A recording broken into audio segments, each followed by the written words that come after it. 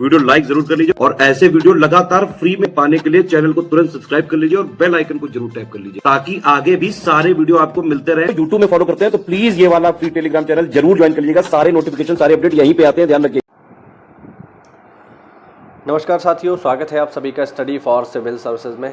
ये क्लास है हमारी मॉडर्न इंडिया की और मॉडर्न इंडिया में जो आज का टॉपिक है हमारा वो है उग्र क्रांतिकारियों के द्वारा की गई हत्याएं। बेसिकली अगर हम देखें तो भारत में उग्र क्रांतिकारियों का दौर आया तो उन्होंने बहुत सारे अंग्रेज अधिकारियों की हत्या करी और वो अंग्रेज अधिकारी कोई सीधे सच्चे सरल आदमी नहीं थे, वो सारे के सारे कुख्यात थे और आतंकवादी से कम नहीं थे। इसीलिए इन लोगों को समाप्त कर दिया गया, इनका वध कर दिया गया और इसमें कोई बुराई भी नहीं है। ठीक है, अब किन किन लोगों का वध हुआ है, किन को मारा गया, उनकी हम बात करेंगे। पहला जो घटना है ये हुई 1897 में और करने वाले व्यक्ति कौन है? चापेकर बंधु, दामोदर चापेकर और बालकृष्ण चापेकर। इन लोगों ने क्या किया?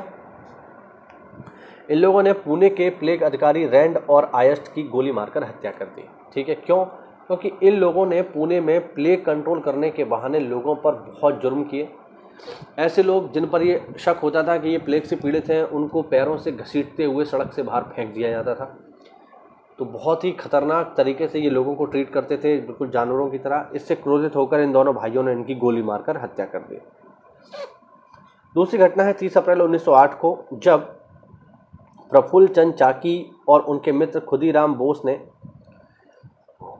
मुजफ्फरपुर में किंग्सफोर्ड की गाड़ी को उड़ाने का प्रयास किया। एक्चुअल में किंग्सफोर्ड जो है एक न्यायाधीश था बिहार के मुजफ्फरपुर में और बहुत ज़्यादा कुख्यात था। कुख्यात इस चीज़ के लिए था कि छोटे छोटे मामलों में भारतीयों को फांसी की सज़ा दिया करता था। तो इन दोनों लोगों ने तय किया कि, और ये बच्चे ही थे उस समय पे, 16 साल के थे, इन लोगों ने तय किया कि ये उसको गोली मारकर या उसको बम से उड़ा देंगे। अब इसके लिए इन्होंने क्या किया? उसकी रैकी की कि भाई किस गाड़ी से आता है, कितने बजे आता है, जज है, और तय किया कि 30 अप्रैल को ये उससे बम से उसकी गाड़ी को उड़ा देंगे और उसको मार डालेंगे। लेकिन किंग्सफोर्ड की किस्मत अच्छी थी।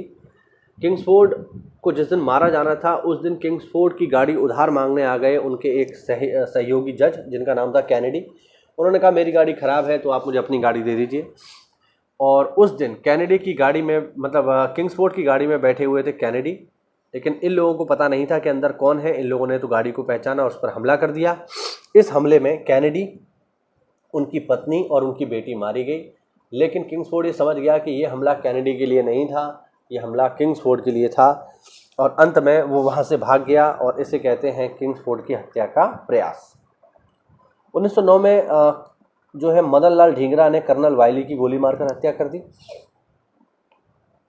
1908 में साथियों अगर हम देखें तो 1928 में भगत सिंह, चंद्रशेखर आज़ाद और राजगुरु ने सैंडर्स की गोली मारकर हत्या कर दी।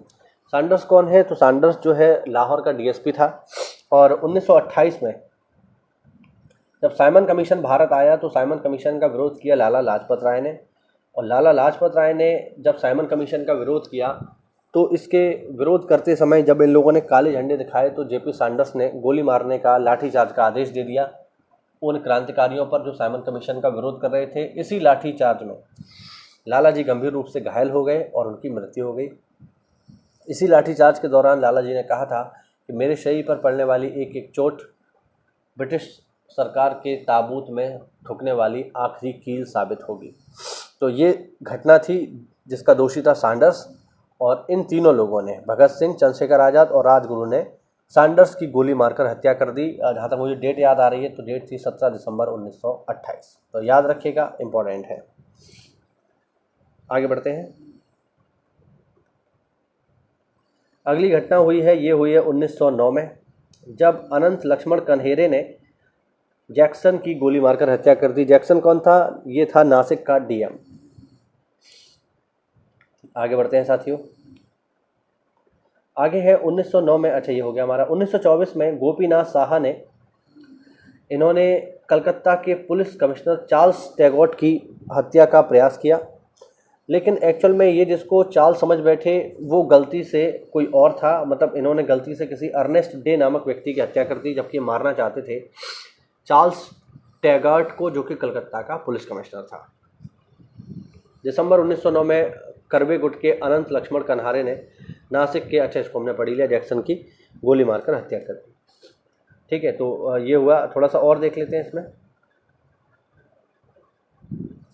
आगे बात करते हैं जतिन नाथ मुखर्जी की। जतिन नाथ मुखर्जी बंगाल के क्रांतिकारी थे। वे विवेकानंद और अरविंद घोष के अनुयायी थे और युगांतर अनुशीलन समिति तथा गदर पार्टियां जैसी क्रांतिकारी समितियों के सदस्य थे। इनको बाघा जतिन के नाम से जाना जाता है। ये अनुशीलन समिति की स्थापना मूलतः प्रथम मित्रा या जिन्हें पी मित्रा और पुलिनदास के नाम से जाना जाता है, इनके द्वारा की गई। बाघा जतिन ने कहा था कि हम देश को जगाने के लिए अपनी जान भी दे सकते हैं। प्रथम विश्व युद्ध के दौरान युगांतर पार्टी के बाघा जतिन ने वारेंद्र चट्टोपाध्याय, भूपेंद्र दत्त, लाला हरदयाल, अबनी मुखर्जी और रास बिहारी घोष की मदद से चिम्बरमैन प्लान के अंतर्गत जर्मन गोला बारूद आयात करने की योजना बनाई।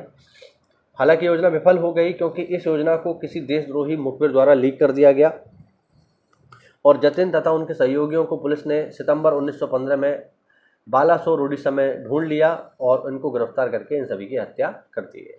तो ये थे जतिन नाथ मुखर्जी, जिन्हें कहा जाता है जतिन बाघा। ध्यान रखना। ये हुआ आज का हमारा वीडियो। साथियों, अगर आप तैयारी कर रहे हैं किसी भी एग्जाम की, चाहे आप तैयारी कर रहे हैं पीसीएस की या बीओ की या आरओ की, तो दिए गए नंबर्स पर कॉल करके आप हमसे जुड़ सकते हैं और हमारे किसी भी पेड ग्रुप को अवेल कर सकते हैं। कोई सवाल हो तो कमेंट के माध्यम से पूछिए। मिलते हैं अगली क्लास में, तब तक के लिए जय हिंद, जय भारत, वंदे मातरम।